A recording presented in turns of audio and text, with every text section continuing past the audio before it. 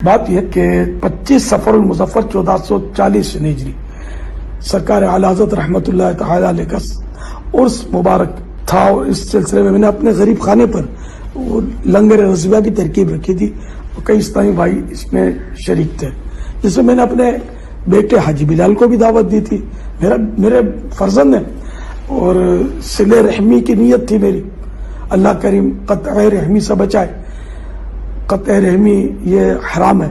اللہ کریم بچائے، ہم سب کو بچائے۔ تو اس میں اراکین شورا بھی باز تھے۔ دراصل 2006 سے کچھ مسائل ہمارے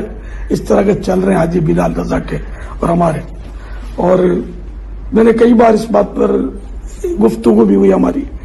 لیکن کوئی ترکیب بن نہیں پائی۔ میری اور ان کی سوچ میں فرق ہے۔ اب میں ایک مخصوص انداز میں جو دعوت اسلامی کو لے کر چل رہا ہوں سب کے سامنے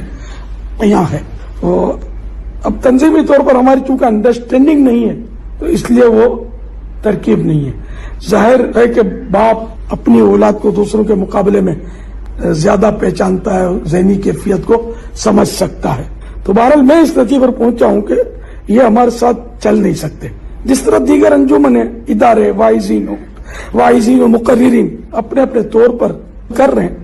تو یہ بھی دعوت اسلامی سے الگ تھلگ رہ کر اپنے طور پر بیانات وغیرہ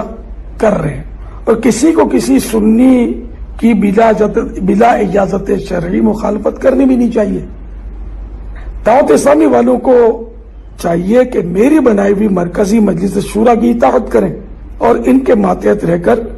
مدنی کام کی دھوم دھام جاری رکھیں۔